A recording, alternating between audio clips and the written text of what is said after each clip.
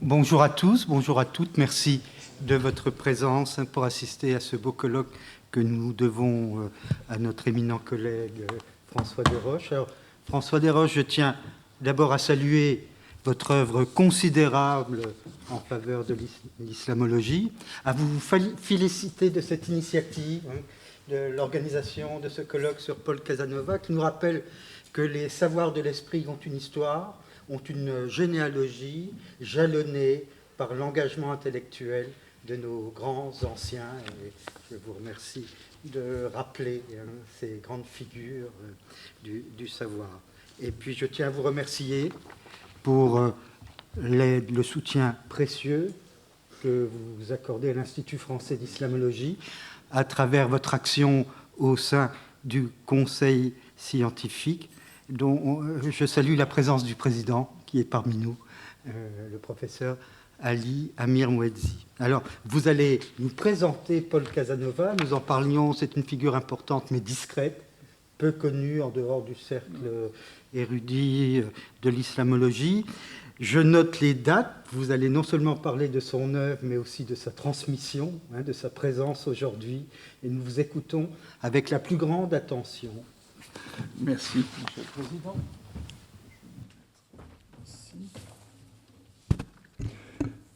Oui, disons que les circonstances étaient un peu particulières. Il se trouve que je termine mon enseignement au Collège de France cette année, et 1926, c'était l'année de la mort de Casanova, pour lequel j'ai beaucoup d'admiration. Et je me suis dit qu'en regardant justement la façon dont il avait été reçu, que finalement c'était une figure un peu négligée et qu'il y avait donc une espèce de nécessité de rappeler ce qu'il avait fait. Alors bien sûr, pas d'évaluer son œuvre, c'est pas tellement l'intérêt, mais de montrer plutôt la diversité. D'ailleurs, on n'aura pas tous les aspects de la carrière et de la contribution scientifique de Casanova, mais au moins les points les plus importants.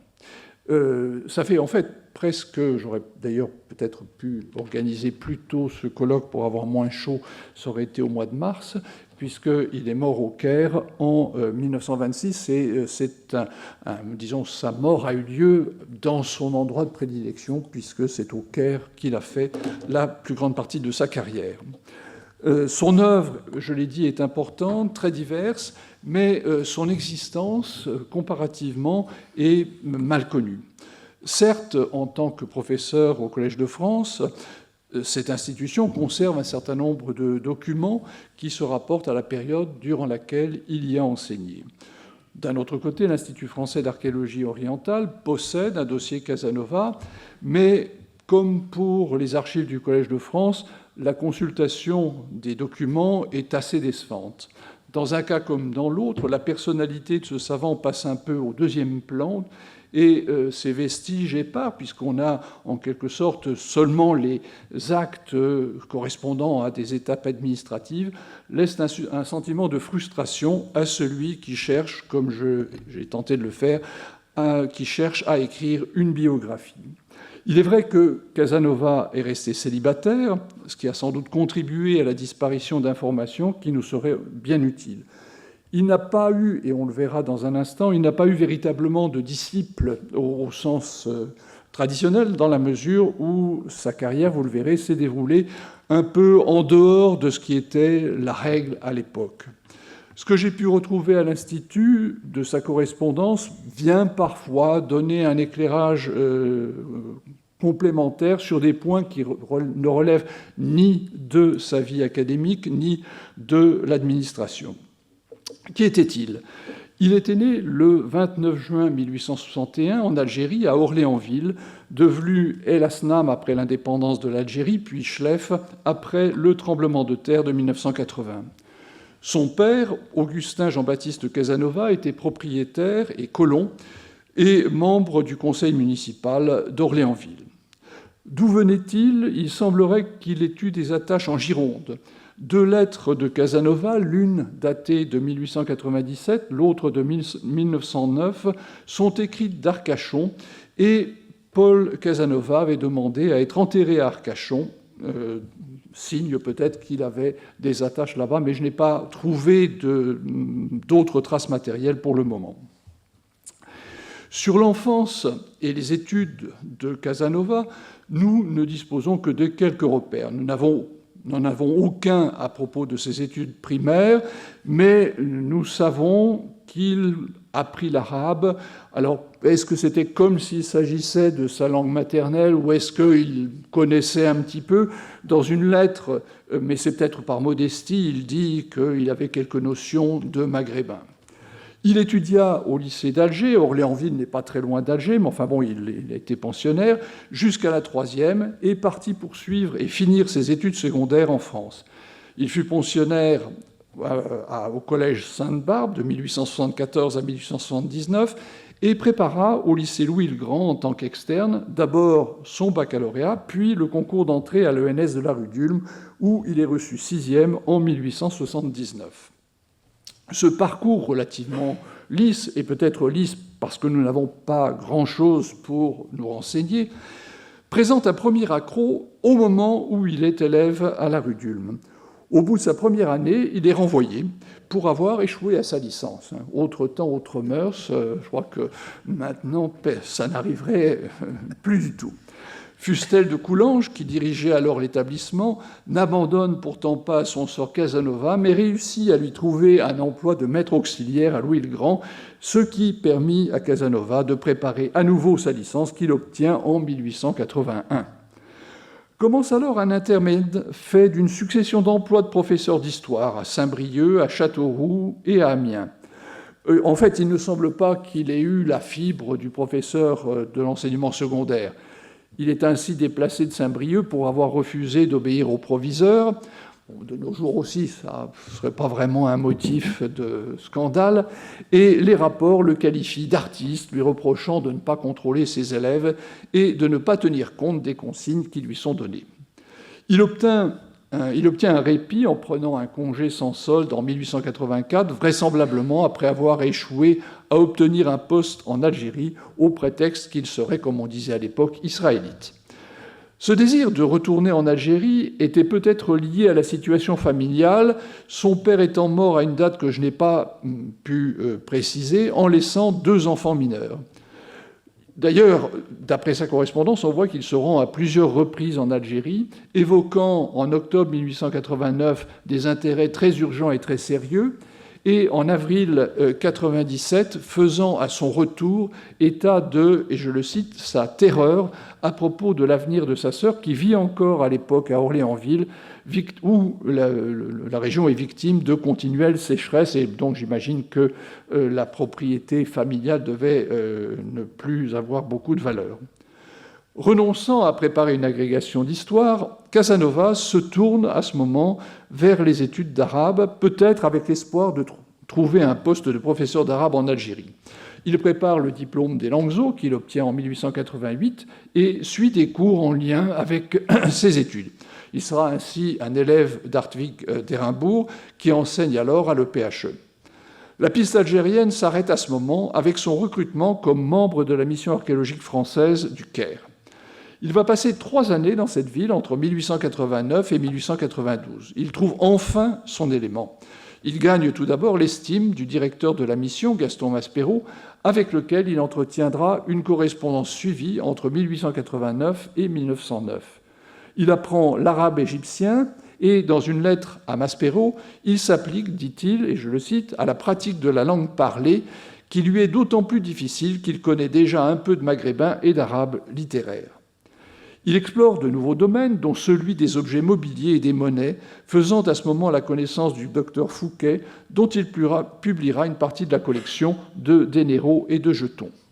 Il se voit clairement, et c'est sa correspondance qui me permet de le dire, comme un archéologue, un mot qui revient à plusieurs reprises. Il collecte des éléments qu'il utilisera également pour rédiger son histoire et description de la citadelle du Caire, qui s'inscrit dans le cadre d'un projet sur la topographie du Caire lancé par Maspero et qui son livre sera publié dans la série des mémoires de la mission archéologique en 1894. Au terme de son séjour au Caire, il revient en France et accepte d'abord une charge d'enseignement au lycée de Tulle pour échapper au service militaire. En janvier 1893, recommandé sans doute par ses compétences en numismatique, il est nommé sous-bibliothécaire au cabinet des médailles de la Bibliothèque nationale.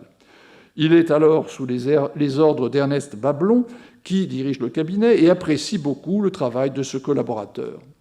Avec Bablon, sa correspondance couvre une très longue période, entre 1896 et 1920, mais avec peu de lettres, et ce sont des lettres pourtant très intéressantes, puisque c'est là où on a quelques détails de son quotidien et de son ressenti. La bonne opinion de Bablon vaudra à Casanova d'être nommé bibliothécaire au cabinet des médailles en 1900, et plus par la suite, comme nous le verrons. Mais cela ne lui permet pas de passer au département des manuscrits orientaux, comme il l'aurait sans doute souhaité, puisque quand il est au Caire, il s'intéresse beaucoup aux manuscrits et achète même un manuscrit pour la Bibliothèque nationale. Il poursuit son travail en numismatique, contribuant au catalogue des monnaies musulmanes d'Henri Lavoie, publié en 1896, et qui concerne l'Égypte et la Syrie. Les catalogues des deux collections égyptiennes auxquelles j'ai vaguement fait allusion, celle de la veuve du Khedive Ismaïl et du docteur Fouquet, sans doute commencés au Caire, sont publiés, le deuxième en 1893 et le premier en 1896. L'orientation égyptienne de sa carrière trouve une sorte de couronnement en 1898 lorsqu'il est nommé directeur adjoint de l'IFAO pour l'arabe, une nomination qui est confirmée en 1900 pour une durée de 9 ans.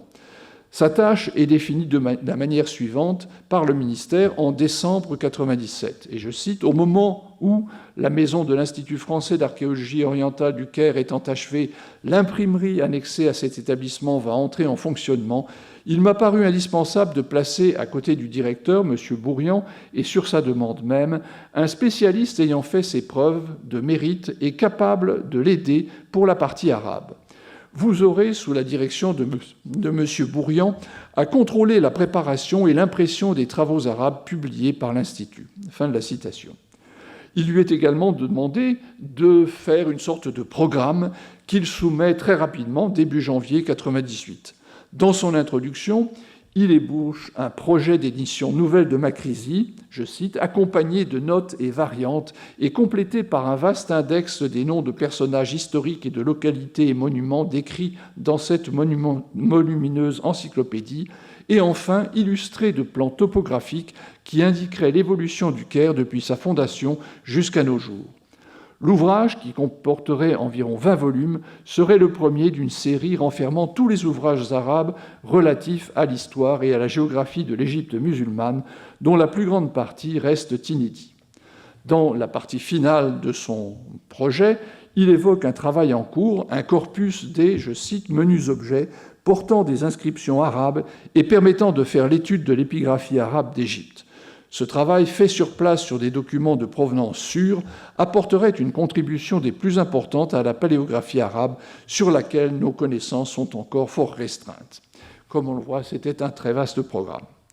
Une fois en Égypte, il se met au travail et doit même assurer un temps les fonctions de comptable de l'IFAO, poste qui ne sera créé que lorsque lui-même aura réussi à se dégager d'une charge qui visiblement lui a fort pesé.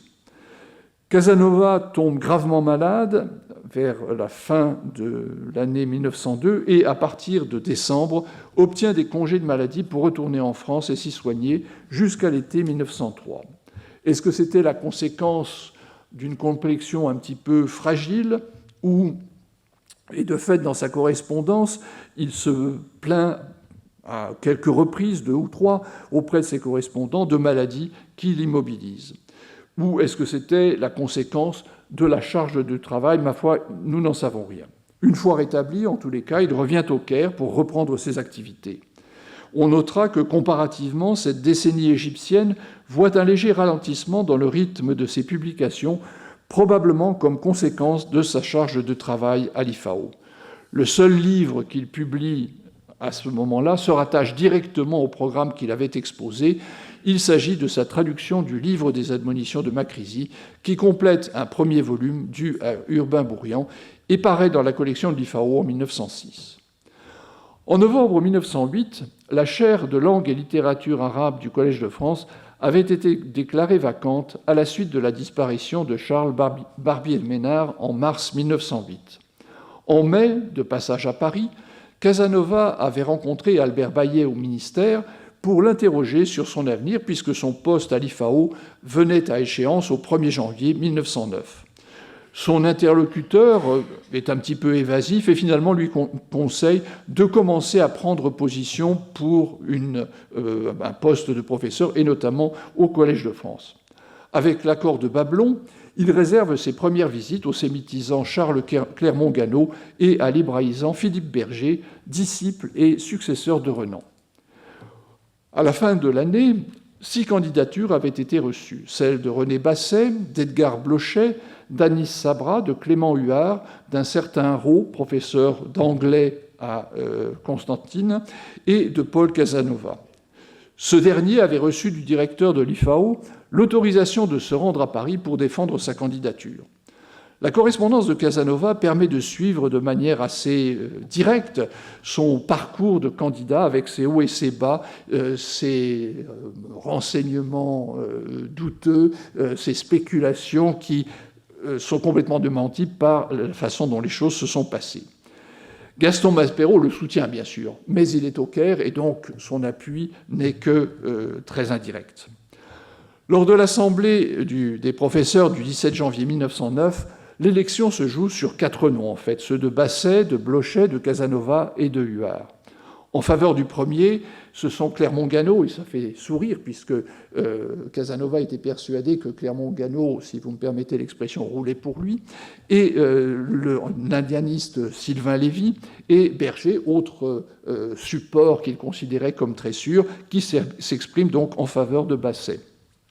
Berger appuie par ailleurs Blochet, selon l'usage de l'époque, pour la candidature dite de seconde ligne. Huard est de son côté défendu par le slavisant Louis Léger. Quant à Casanova, il est appuyé en premier lieu par l'assyriologue Charles Fosset, relayé par Ernest Bablon, qui parle très favorablement de son ancien collaborateur. Les 38 professeurs présents auront besoin de 5 tours de scrutin pour élire le successeur de Barbier-Ménard. Pendant les 4 premiers, Basset arrive en tête, frôlant la majorité qui est à 20 voix. Il en obtient d'abord 18, puis 19. De son côté, Casanova commence par recueillir 13 suffrages, puis Huard et Blochet ayant été écartés parce qu'ils avaient recueilli un petit nombre de voix, il en obtient 18.